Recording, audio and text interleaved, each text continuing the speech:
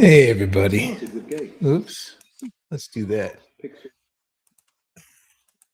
Hey, welcome to it. Oh, I don't have the sign light turned on. What am I doing? I'm behind the curve today. It's been that kind of a day. There we go. Now we get some light on the sign. Welcome, everybody, to the YOM Town Hall for the February 13th, the Valentine's Day special, you could say. We got a few Walter pitches to share while we wait for the other people to join us in the live stream. We try to give everyone a chance to find us. So the first thing up, look at the Walter images. Again, if you don't know who Walter is, he's our mascot, you could say, or our spokesperson, spokes-gorilla. Walter is a rust-colored gorilla wearing a white t-shirt that says YOM, blue jeans, and round blue sunglasses.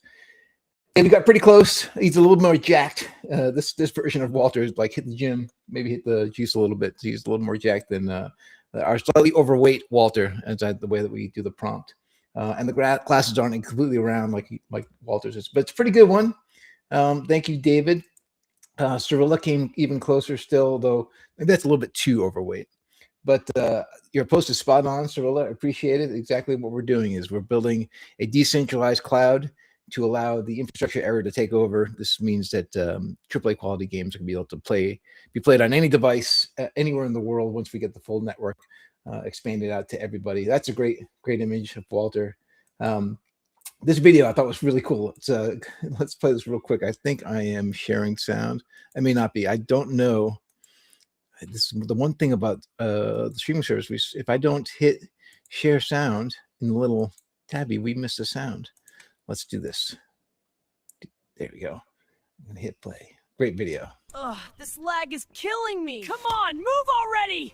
Stupid latency. Let me help. This will fix it. Whoa! Yeah, you'll fix cloud gaming. Activation complete. Cloud gaming fixed. Ugh, this lag is killing me. I thought that was terribly well done. And who do we have to thank for that? That would be Josh ZXX. If you're not following Josh, you might give him a follow.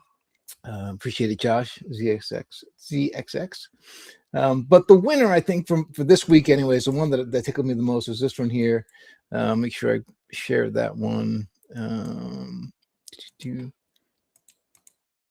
Wally05 on our Telegram put this one out there. I thought it was hilarious. He got some comments saying, hey, that's a little too romantic for two dudes. So Young went out and did this version here, which made a female gorilla, actually probably one of the best femaleized gorillas I've seen yet. Every time I try to do it myself, it comes out kind of ugly. This one came out pretty good. Appreciate it, everyone in the community. So if you're out there and you're thinking, how can I help? By generating images of Walter, you are helping. And spread the word, obviously, on Telegram. Let's see. Let's get into some of the meat of the report today. So one thing I do, I think I've explained. Oh, again, real quick, if you're not familiar with who YOM is, I'll do the very fast version of it. YOM is a decentralized cloud gaming network. We allow really high quality games, AAA quality games, to be streamed from my decentralized network to any computer anywhere in the world through any URL that you want to host it in, through Discord or through Telegram. Basically, what we're saying is streaming from our network is 95% cheaper and super fast compared to a centralized model. We're so much more environmentally friendly because we're not building big data centers. We allow you at home with your gaming rig to loan us your gaming rig when you're not using it, and that becomes a node on our network. And through your gaming rig, we stream games to anybody who's seeing a website where the game link is being hosted. Think of it as kind of a YouTube for games. So anyone can put up and embed their game link from our network to any URL. It's just a very, very powerful way to spread adoption of your game if you're building a game. So one of the things that I do, my background, obviously, I've been doing video games for about 25 years. One of the things I do is I go out and look at all the different papers that drop, all the different reports about the gaming industry. So one that dropped fairly recently and sent to me from the Blockchain Game Alliance is this one here. It deals with the regulations in the Web3 gaming space and talks about the kinds of things that we might want to be cautious about or be concerned with as far as, like, I was reading it with an eye towards our project. So what regulations are out there or coming in different regions of the world that would affect the YOM project fortunately for us, a lot of what the report says kind of supports the way that we're building ourselves. The report talks about the idea that utility tokens are have a fare much better than just a speculative token, and that's what we are. The YOM token that we have is a payment rails for people who are operating the nodes.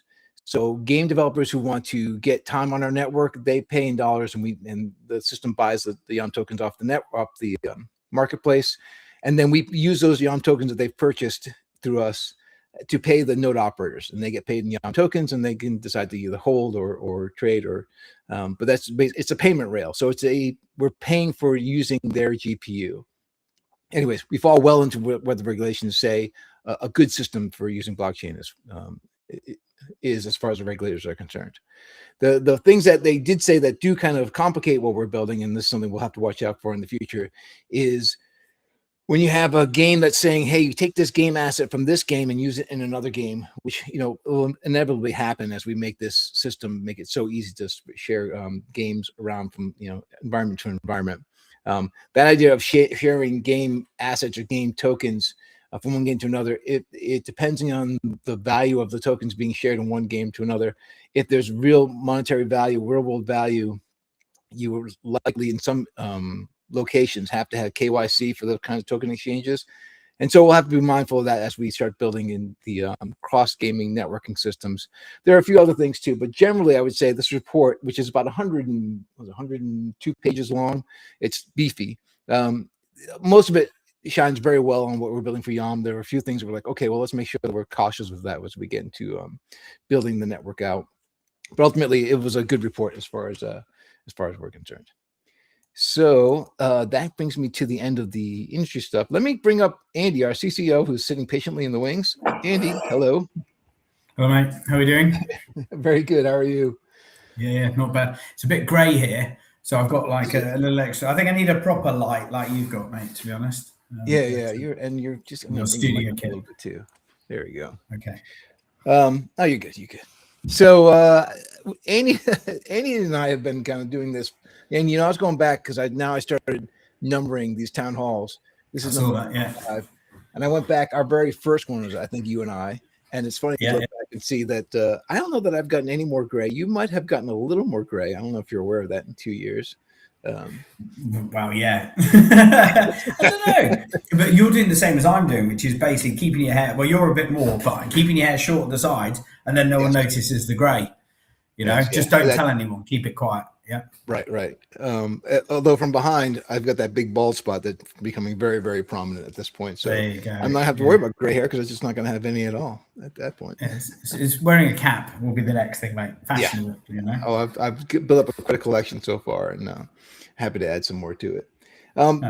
So having you on today, because really we've been, and this morning has been the worst of the whole week in my mind anyways. We've been so busy with all these different announcements.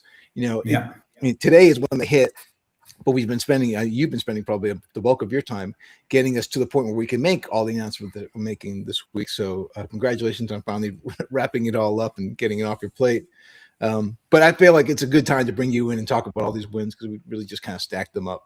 I had trouble putting them in order. I don't even know which ones to lead with. Yeah. Well, do you know what the funny thing is as well? I mean, you know this, and the team obviously know it, but there's lots of other stuff going on in the background, which people, I think there's a thing in the space, which, we've discussed a number of times, when in crypto, it's like, why not now? When moon. And I think, when you get projects like ours, where it's a sustainable project, you keep going over time, you build over long periods, things take a long time to get done. I mean, they're a lot faster than they used to be. And I think we've done a hell of a lot of stuff in 2 years as it is now, Jeff. Yeah. So, it feels, does it feel longer? Does it feel short? I don't know. But anyway, it's, well done on the 45, by the way. That was like, wow. Yeah. It's a good one. But I think, I think there's a hell of a lot going on. There's still some bits which we've done some great announcements today, and combinations of all of us meeting various people across the last 2 years to get a lot of these things to the point they're at. And I think there's probably, I would go so far as say there's probably the same amount of announcements to come again.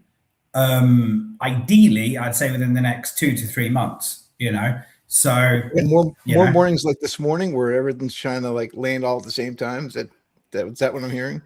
yeah. And Telegram's going like this, and you're like, oh my god, you know. And then also you're trying to go, well, hold on, which bit do we talk about, which do we not talk about? You know, who do we go there? You know, so it's been good. But I think look, a couple of things I was going to say first of all is we won't talk about the crypto markets at all, and definitely not BTC. I suppose the only thing I would throw in there as a caveat is the fear and greed is at the bottom. You know, everything goes down. And what did Lord Rothschild say? When there's blood in the markets, you know, now's the time to buy. You Yeah, know, it's I not think. financial advice, obviously.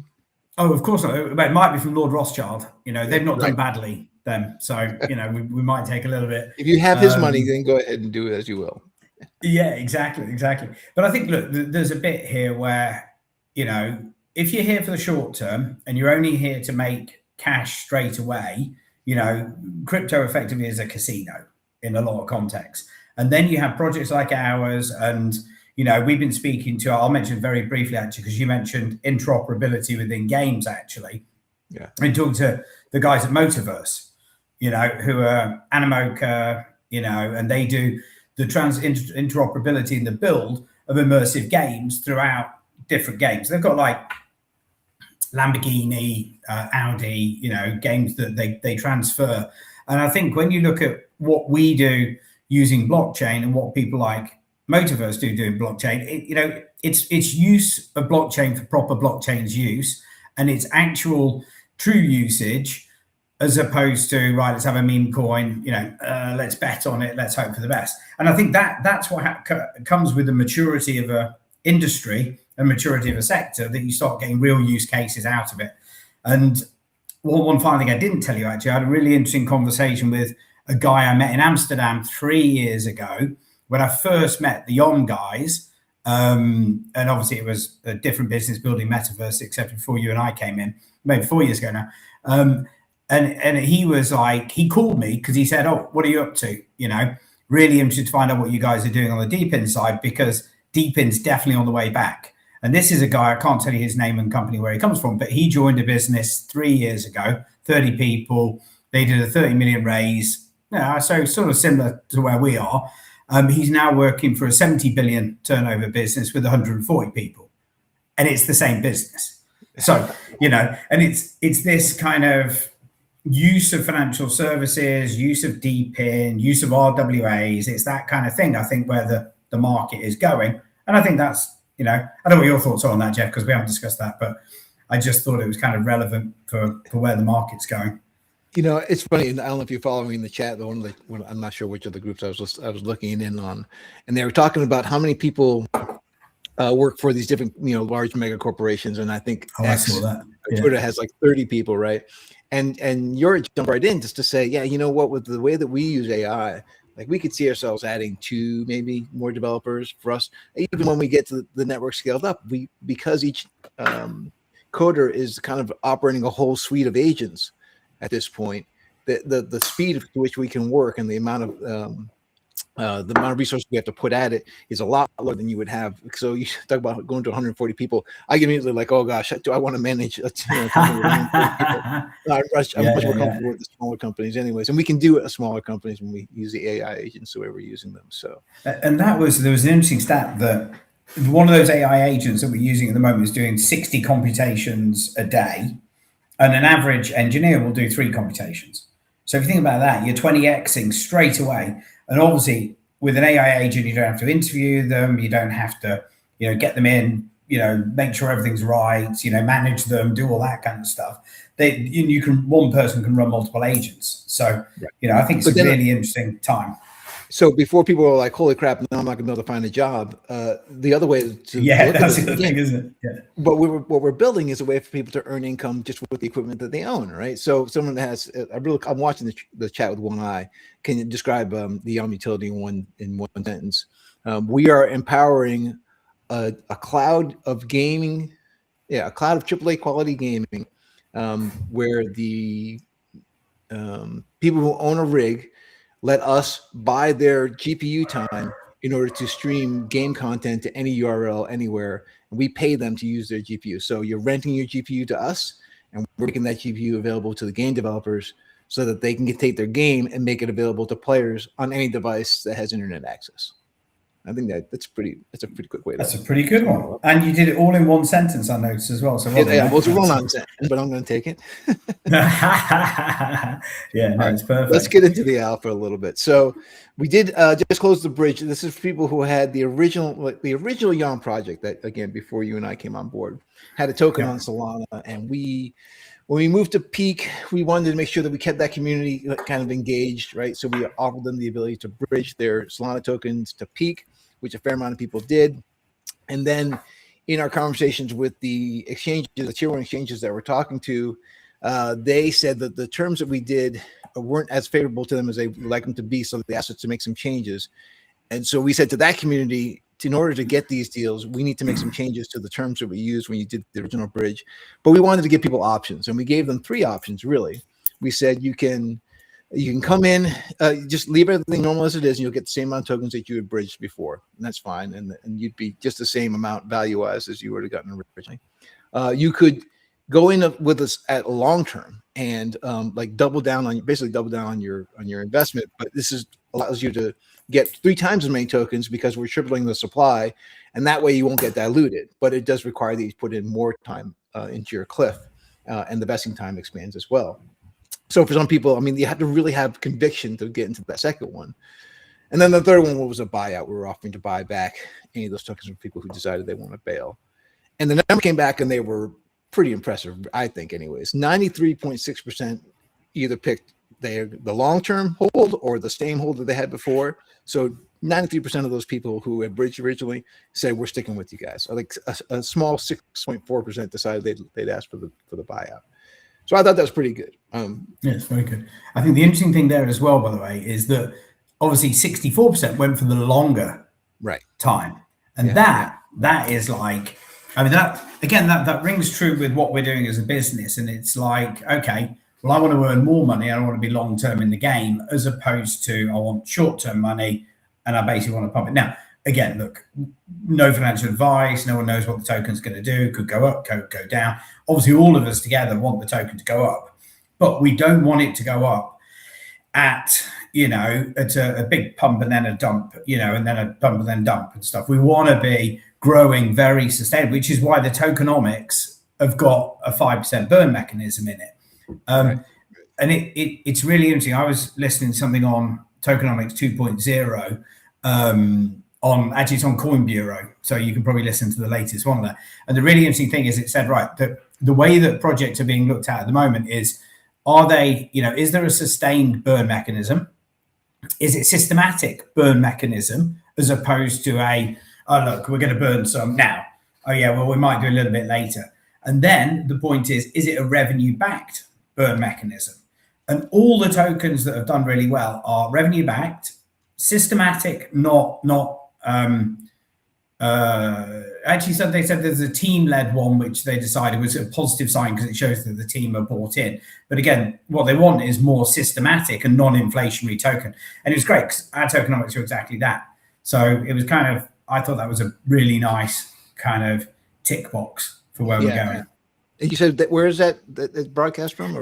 Coin Bureau. So Coin Bureau YouTube. And I forget what it's called. Tokenomics 2.0 is actually they're doing a synopsis of, again, it's like a 150-page document on 2025 tokenomics and how companies have altered them. And it was really, it's interesting. So I mean, it's a 20-minute video. Watch the video. If you really want to, I was going to say, if you really want to download the document and put it in ChatGPT. Do you know what I mean? And then it will give you the things. You don't even need to read these things anymore, do you? So I'm just getting a notification. I don't think we're live on X. When I logged in this morning, they were saying X is having a problem pulling up live streams. So we might only be live on YouTube at the moment, but no worries. I can broadcast on X in a little bit. I'm having a Diddy take a look at it right now, see if we can't get us up and running. So if we have to, if you're watching this later on X, you may be watching a recording, and Andy and I are not live, which would kind of be a bummer for you who want to ask questions. But we'll see if we can't get that stream back up and running. Let's hit the next thing, Andy. The Fibonacci capital pitch. What was that even about? And real quickly, we have, we pulled first place. I also want to ask you, like, are you aware of who the competition was? And yeah, well, I listened to quite a bit of it, and we changed the deck because I would quite often do these pitches. I did like the Gamescom one. I know you've done quite a lot of them as well. But Yorick did the pitch, so well done to him for winning it. But he changed the deck and he got, right, we're going to do this. This is what the deck looks like. I was like, yeah, perfect. I said, well, look, you do it and stuff. But I've been talking to the Fibonacci guys for quite a while. We like them a lot. They're a market maker, as you probably know, really decent people. There's lots of different types of market makers, as I'm sure everyone knows. The Fibonacci guys are very straight talking. You meet them face to face, they turn their cameras on. And again, I think market making, like everything else, is there are different types within the crypto space. There are hopefully people like us who stand up and say, hey, look, this is me, you can see what we're doing, and everything's transparent. And that's what Fibonacci are. And they organize these pitch days every quarter. And they get about 15 selected projects on. And we were obviously selected as one of them. There was lots of very technical presentations and really kind of like in-depth ones. There were ones with people who've got lots of revenue coming in. So we did really well to win, to be frank. But again, I was doing a list of the things that we've won so far, for one of the decks. And I was like, well, we did Gamescom, we did Ox Labs, we've got Fibonacci, we've got, oh my God, well, so there's the EIC, European Union one. There's one more I've missed as well. Oh, that's it. We did the plug and play, we were selected for. We did, there's quite a lot of these where they either contact us directly or they're people that we've known. They've gone, look, this project's great. We want to do it. I mean, there's a YouTube channel. I won't tell you what it is at the moment. I spoke to the guy earlier this week and he's like, hey, will you come on and do an AMA with us? So there's a lot of attraction, kind of coming our way. I suppose at this point it might be worth, and I've just noticed we didn't have this on, kind of our thought process, but, a bit of an update on the business side. John is at DICE at the moment, basically talking to all the main game players. We've been also selected by the British government, the Department for Business and Trade, to be on their envoy to San Francisco, which is to go over GDC, right? For GDC, yeah. It's what they do is I went to the one in Slush, but we weren't invited to that one. I didn't really know about it, to be honest, but we sort of turned up and we got an invitation to go in. But they have the thing called UK House, and it's a massive building. And for the entire time that the event is on, whether it's Slush or GDC, they have VCs coming through. I think to this one, there's Meta, there is Google, there is Amazon, there's Nvidia, all coming in with their investment arms into UK House to actually present and talk to people. I mean, I just randomly started chatting to people in the UK House in Slush. And there was people who were there with, they were like, yeah, I run 2.5 billion, VC money. I was like, okay. And again, probably too early stage for us, but it's really good because with people like that, you need to be talking to them today to onboard them in 2-3 years' time. So there's some really good, things happening in the business there generally as well. Have we determined if you're going to go to San Francisco or are we just John and James? We're going to wait and see at the moment. And I think that it should be either me or Yorick. One of us should go. John is definitely going. But two is just better. My old producer, the guy I worked for in Australia, he's going to be. He's already reached out to a bunch of us to see who all can be there. I said, if I can't go, I do need you to meet up with Dylan. The two of you would just get in so much trouble together. Oh, really? Oh, God. Well, you might have seen there's non-alcoholic beer. Oh, still since. It's like when we were in New York. It was you were having your whiskey sours. And I was amazed by the fact they give you free drinks if you don't drink in American bars, which I was like, that's great. Remind me to bring you further on this because he represents the Australian gaming industry. Brilliant. So between the two of you represent the Yuki guys. And anyways, you should sounds good. We definitely won't be competition drinking them, but no. So I suppose the other thing to talk about is the announcement on the funding round, isn't it? Yes. Yeah. Which is brilliant. I'll bring up the announcement. There we go. Talk to me. And I think the interesting thing is, as you mentioned earlier, Jeff, we really like the guys at Peak. When we moved from Peak to Avalanche, it wasn't a snap decision, just like, oh yeah, let's jump. They had been coming after us. I mean, I met them in Cologne first of all. Then we met them in Singapore.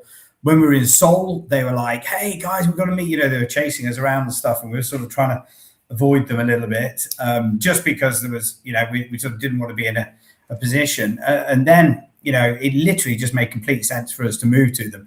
And with the strategic investment, I think it's a really interesting, group of people that have come in, into this investment cycle. And we've got people, obviously, like AVAX, who are, or the Avalanche Foundation, that are, massive in this space.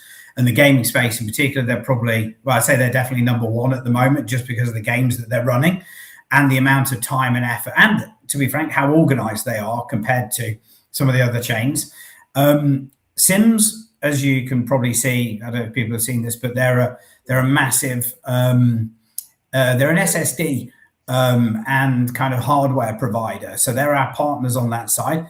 They saw what we were doing and said, listen, we want to be a part of this, which is a great accolade, from a technical perspective. I mean, these are the guys who really, started importing SSDs into the UK 30 years ago and built out the whole of Europe for Kingston, which obviously is one of the biggest SSDs out there. The market knowledge they have, I mean, SSD prices are skyrocketing, mainly because of NVIDIA using, and he explained it to me around about an SSD, normally you'd have one single wafer, they're called, and you'd make, say, 10 SSDs out of a wafer. Then now, because they're going enterprise for all the AI compute, they're making one wafer is one SSD. So they're literally going through. And these guys were like, right, this is what's happening. So there are eyes and ears on the market, but also our eyes and ears and connections into the Web2 space, It is interesting that we've talked before about one of the reasons why we're so much cheaper than centralized systems is that we don't have the equipment costs of building a building and then stocking with a bunch of machines and then maintaining those machines. So that allows us to pass that savings on. But the other piece that we talk about often is that those centralized gaming computer centers, they're powering AI.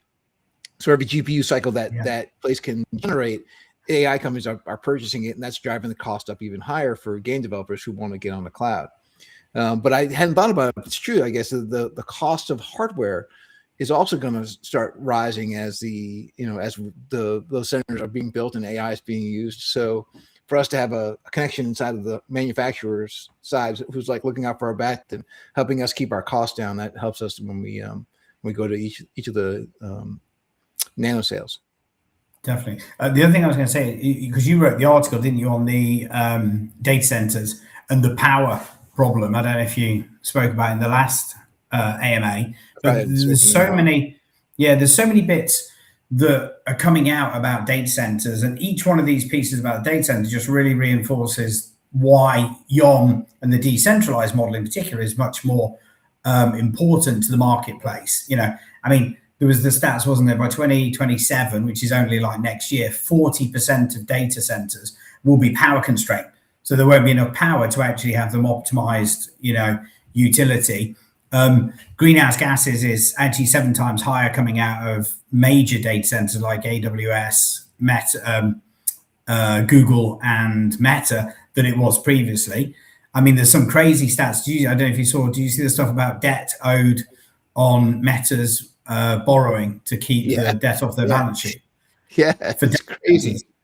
Yeah, was it 6 billion or 4 billion a year? Borrow 27 billion. Yeah. Okay. But they've got some kind of financial or accounting trick that keeps it off their books, so you don't even know how far underwater they are with their spend on AI. And that that's the other thing that too kind of came up into the news cycle this week, was that the AI bubble is headed to be burst. It's considered a bubble by most people, but on the tails of that, a lot of the blockchain companies are saying that that's because when that happens, the DePIN narrative should really start like getting the ground that recovering that ground that it really should have been to at this point, right? And actually, that's what the guy in Amsterdam was saying this morning. he was like, yeah, everything I'm reading now, DePIN should be on its way back. And he's pretty good at choosing narratives, or not choosing narratives, but he's pretty good at choosing sectors to be in at the right time. And, you know, he was a big Web2 guy prior to this. Did I tell you that here locally, like where I was actually working a little while ago, a couple of years ago, but down the street there's a farming area down far from me. They're building a power plant there. It's supposed to be the largest natural gas power plant on the East Coast of the United States. They've got plans to build it. It's a massive tract of land that they're buying, which of course all local residents are like, well, that's not great because natural gas in there is just going to smell and it's going to damage the water supply. But the thinking is that it's not just building the big power plant. The reason they're building the big power plant is to power the big data center that's ultimately supposed to come into the area as well. We've got a lot of farmland out here where I am. So land is not super expensive. It's actually, as far as the U.S. goes, it's one of the cheapest places to buy land. So the thought is they've got to build the power center first, and then with the power plant built, then they can lure in all the data centers that they want to be able to power with it. And that's really the only reason, because there's no reason. It's not so popular that we need this massive power center here. It's just not necessary unless you're going to put in a big data center. Then it becomes necessary. Yeah, but these data centers are taking like 4 or 5 years. So data centers are taking 4 or 5 years to get permission to go online, and with a build. I think it's a tier 3 or something, which is like a relatively small one, obviously, because it's tier 3. You know, so it's 250 million to build it, 18 months to 2 years to build it, and then 4 years to get live. You know, I mean, it's insane. By that time, the YOM network's going to be so ubiquitous that we'll own everything. Yeah. Yeah. All right. So that's brilliant. Yeah, that was the 3 million that we closed. That was great. And then that's kind of as soon as we announced it earlier today. I mean, we only just dropped that announcement today. I know that your Telegram and your Telegram are kind of blown up with, hey, wait a minute, we wanted to get involved. What's the next round look like? So anybody who might be thinking that they want to get in the next round, please do reach out, because we'll always be open for another round. Yeah. Yeah, and there's two tier 1 VCs. Well, actually, one's not even a VC. One's a massive hedge fund that want to get involved already. So it's cool. It's good stuff. Good. Yeah. Well, success breeds more success, as they say, right? Yeah. 100%. The last win is not really a business. It is a business win, but in a different way. It's a technology accolade, I guess. It's something I want to tip my hat to the tech team. And I don't know, I think you probably saw this in the tech chat. So we monitor our network. Everyone who's at home, the test network is up live. We've got 7 games up on the website. If you go to yom.net, you'll see a banner up top. Please scroll left to right. You can play the a Roughneck Rumble game. Yeah. Great little shooter. It'll show you just how fast we can run. But we added Zero AD the last couple of weeks. It's a RPG. Am I saying that right? Yeah, it's an RPG. It's a great game, but it's actually started being built in 2001, and it's been community led for the past 20 years. So they've, the new developers come on board, they upgrade the artwork, they add more features. This game is like a community built game, which kind of aligns very well with what we're saying when we're building the infrastructure that's community led, because it's a community that owns the nodes. Anyways, we put their game up. We had a session that ran for 40 minutes. As we're monitoring the network, we're watching it. Ran for 40 minutes. The end user, the distance between end user and the node was 450 kilometers, which is a massive amount of travel. And the latency was 6.5 milliseconds, which is crazy. Like phenomenal. Like you're down at the office chair when you saw that, because these massive data centers, they struggle to get under 30 milliseconds. They try and oftentimes fail to get under 30 milliseconds. Our network, because of the way that we're doing it, and because we broadcast from home systems, and because it's, the leaps are a lot less, like 6.4, I think it was 6. Did I get that right? 6.5. I think the interesting thing is the average now is coming out at between 7 and 8 milliseconds as an average. Yeah. Now, if you think about that, that's insane. When we first started this, we were sort of saying, right, okay, well, we're going to have local networks. You're going to have to be 50 miles maximum away from where you are. If we're running 450, KMs, I mean, I need to work it out in my head where that is, but, you're covering, I'm in Spain, you're covering most of, a decent chunk of Spain. Yeah. I don't know where 450 miles is. I should look before I guess at it. So stats.yom.net, we've got each node that's it's active and live. You can see a map of the world with all the nodes that are live, and we have a circle that goes around to show that the range that node should be able to reach. We may have to expand that. I don't know that it's set at 450 right now. We should check with. Well, I think we had it as a maximum of 1600 was the number. But I mean, weirdly enough, I just thought, what's the first place I'll type in? And I typed in Madrid, because I'm in Barcelona, and it's 471 kilometers. So that means, obviously, that's 6 hours drive. So if you imagine 6 hours drive just as a mental mindset, that's pretty much the whole. That's for 6.5 milliseconds. I mean, if we're okay, if you're okay with 12, where's that circle go out to? So it's insane. It's great. And also, don't forget, if you're London and you're going to Edinburgh, for example, you're in 2 hyper cities. It's probably the same, there for that, or Amsterdam to Berlin, or the whole knock on cloud gaming was that because of some of the earlier versions, that the latency was so bad you couldn't play like a first-person shooter or driver game because the latency was just too far off. And we kind of always knew that that could be beaten when you do it decentralized, because you're working off of first, home gaming rigs are actually better gaming machines than the ones that they put in data centers. And then secondly, you're not competing with all the different content that's going out of the data center. Even as fast as that pipeline is, it's still going to be constrained by the amount going through.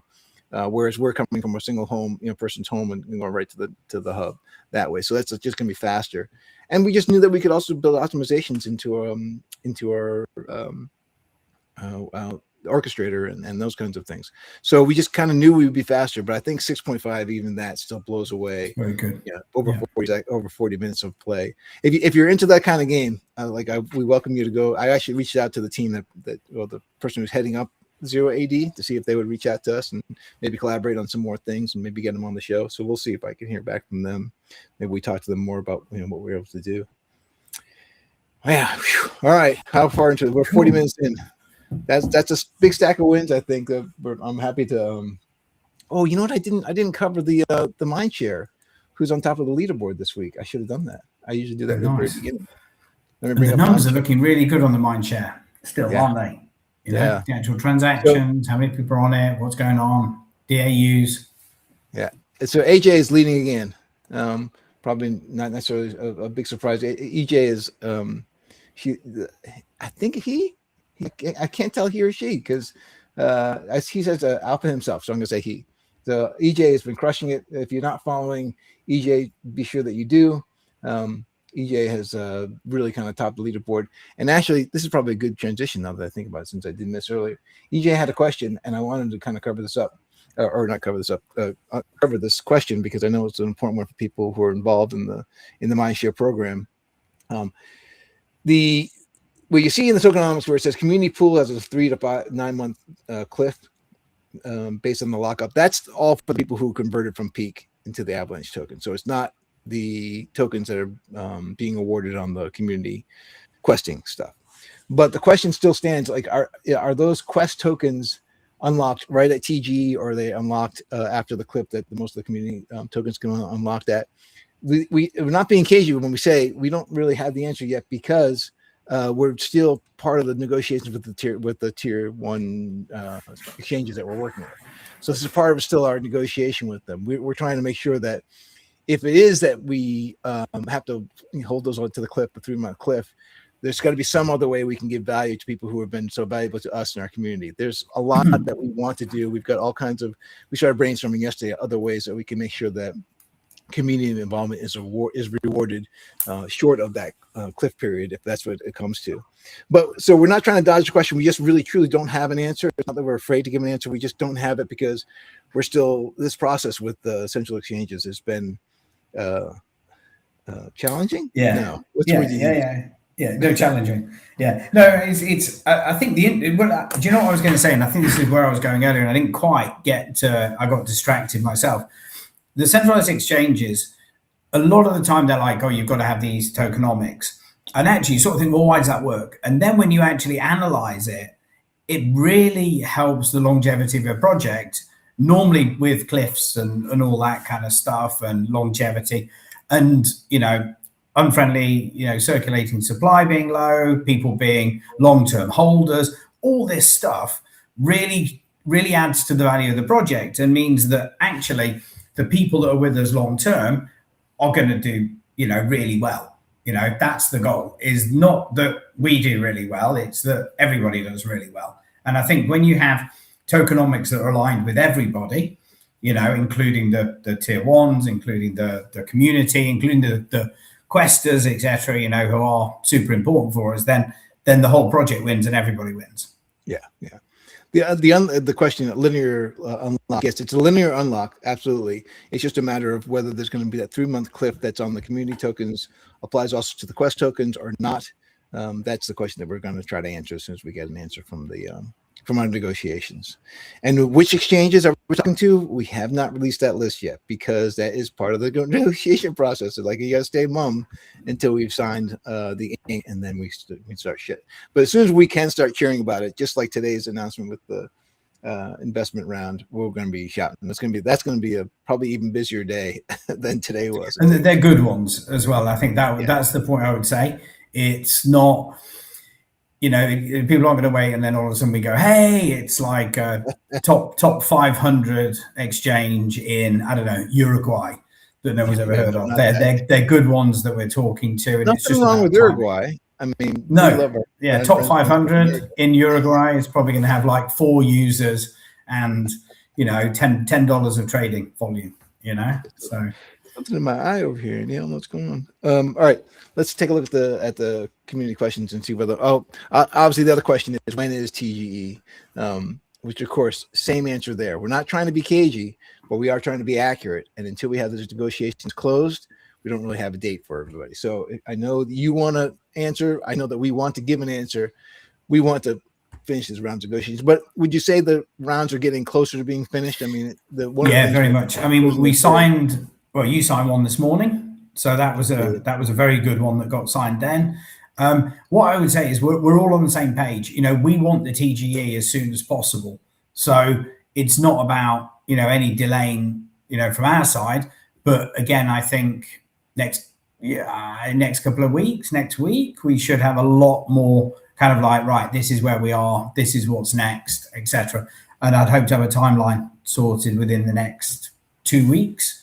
But I think again, I shouldn't have said that, should I? Because now people can be like, right, you come back on in 2 weeks. We're still well within the Q1. We see ourselves a Q1. Oh yeah, 100%. The other side of negotiation, we're committed to getting it out in Q1, and at a certain point, we're going to cut bait and just decide that, all right, that's fine. We'll just go with what we have here. But ultimately, we want to get all of them across the line if we can. Yeah. So Mr. Nerdgasm asked, why not pay out in USDC? What's the advantage of paying in YOM tokens? This is obviously the way that the network works. So we've answered this question a couple of times to a couple of different town halls that we have. So we like the idea of the YOM token being stable enough that when we are doing the payouts, it almost acts like a stable coin. We don't like the high tickets and domains. But having control of the supply having control of the token itself that we're paying out in allows us to do things like regionalized tokens. So if the energy that you're buying in your region is more expensive than the energy that I buy in my region, your payout should be kind of balanced to what your costs are as well. That's part of it. Part of it is we can incentivize. We can do special sales and everything, incentivize through the token if we have a region of the world where we need more nodes operating because we're getting a lot of gameplay from that area and we don't have enough nodes to support it. Using the YOM token allows us to help support sales of nodes into that section, by offering, say, discounts by paying for the YOM tokens if that's what we decide to do. So there's a lot of leverage we can pull when we control the token itself. Anything you want to add to that? I guess the burn mechanism is the other piece of it. Yeah, I mean, I think you nailed it there. It's about, obviously the logic for us at some point, I say at some point, it's 2026 or early 2027 that we go to our own layer one. And the instant thing for the layer one is you can do price differentiation. We can do different tokenomics. We can do different launches of various other things, whether it's NFTs or kind of leverage mechanisms that enable people to earn more money, you know, just to really make sure we incentivize people in the places we need to get them, you know. But also, I mean, you know, if you're using USDC, then, you know, there's a lack of, I mean, I could see us at some point. Obviously, this is just something that we've, you know, not really discussed in masses of detail. But, you know, once we've got a layer one, people can actually build on the layer one. So, you know, we will probably find it will end up being a whole ecosystem of interoperability of, you know, NFTs. You know, it could be cars that go between different games. You know, we're talking to lots of Web2 businesses at the moment who are saying, well, if I come live, you know, I probably want to do a token, but I don't know how to do a token. You know, we can then enable them to do, I don't know, whatever, Fortnite token, which is on the YOM network. You know, that kind of stuff. It opens up so many other options than just doing USDC or USDT or whatever. Really. The follow-up question was that when I talked about that we're not forcing the game developers to actually buy the YOM tokens themselves, because many of them are Web2 companies who don't really know from blockchain. We'll handle it. We'll automate that. Is really what it comes down to. They'll pay for the network time in either euros or dollars or pounds, and then we'll do the conversion. But we'll have a bot do the conversion to buy the tokens off the market at whatever the market price is. So we're not. So the game developers aren't forced to kind of, you know, wait for the price to go down before they buy in. They buy in whenever they want to buy in, and then the people who are operating nodes, they're earning YOM tokens again at the price of the market of the moment of gameplay ends, I think it is.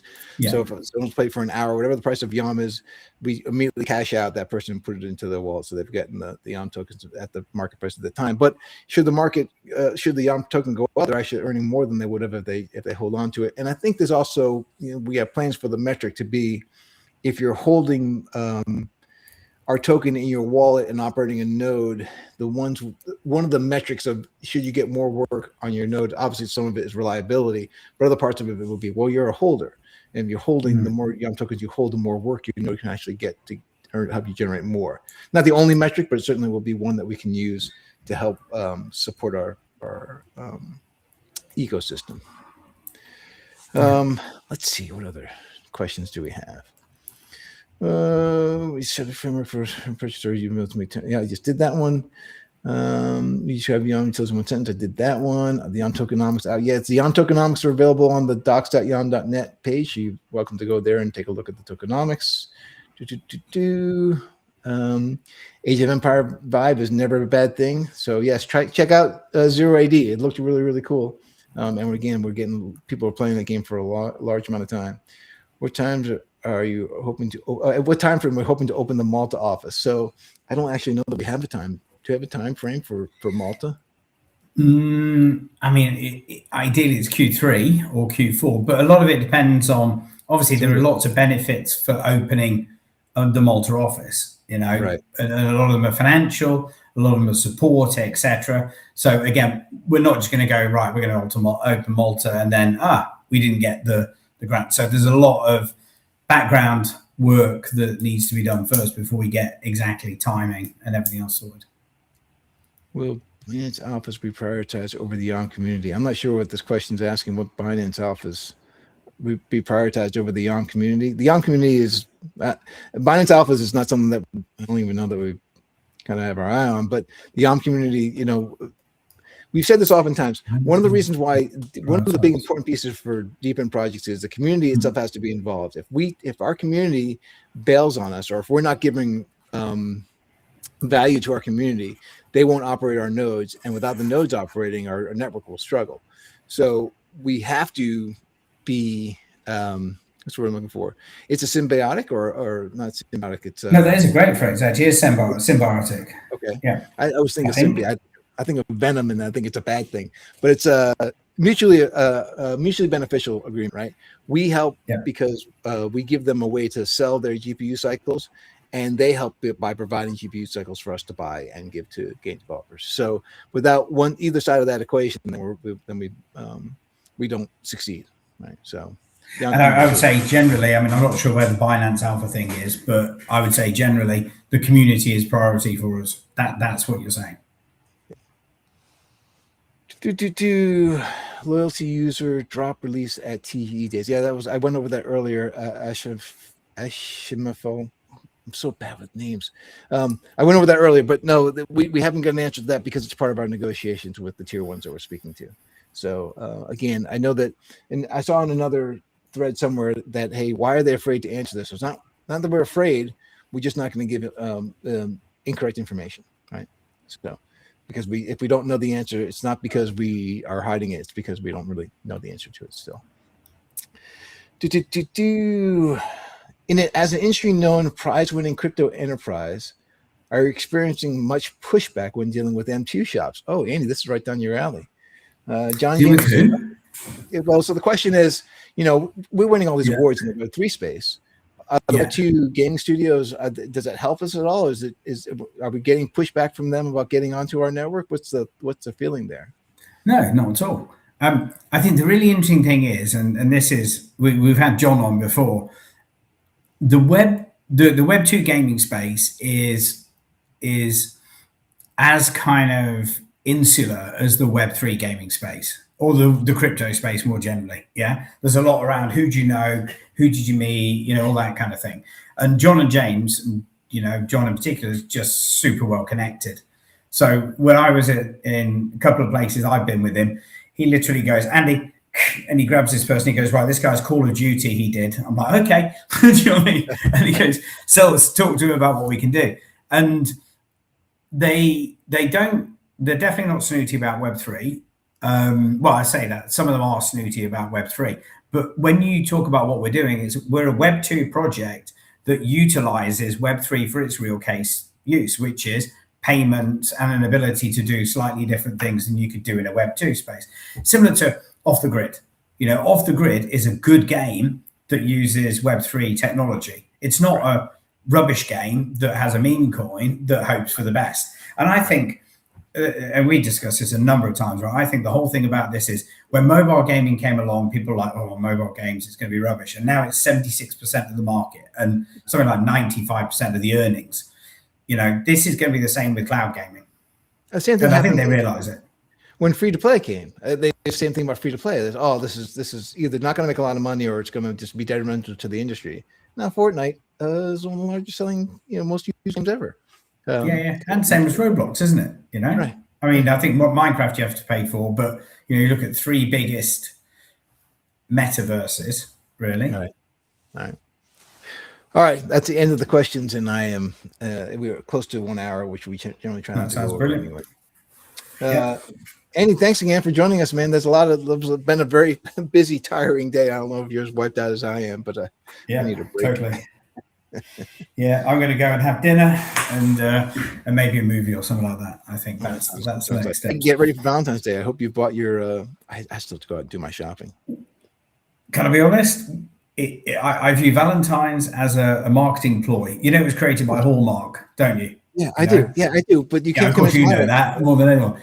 It's they needed something else to sell cards on between Christmas and Easter. So like, whatever. Let me drop I'll drop the hint to all the guys out there who might have it. So, in a little flash of brilliance, about 12 years ago, because I can't stand buying Hallmark cards for Hallmark holidays. I'm with you on that.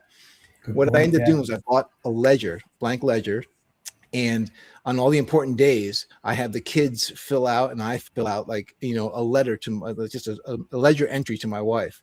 So, happy Valentine's Day and something like that. And so she has all in one book, all the letters from the kids. So you can see the kids' handwriting get better and better, and the thoughts get more and more clear as each birthday comes around, each anniversary. And I never have to buy another card, which is, for me, that's brilliant. I love it. I wish you told me this 14 years ago. Sorry. Do you know what I mean? When my son was like 1, you could have scribbled stuff. Best time to plant a tree was 20 years ago, and the second best time was today. So I love it. Love it. Exactly, mate. Yeah, that was good. All right, I am taking lots of other things from you. I was chopping wood earlier today. Oh, there you are. Basically, there you go. Getting into it. Getting all the, very nice. It's good. The guns going. Yeah. Anyway, listen, have a great weekend, mate. And to everyone else, love you all. Stay strong. Stick it. We're gonna basically rock it. So stick with us. Be good to each other. Do good things. We'll talk to you next week. Look forward to it. Take care, mate. Ciao, ciao.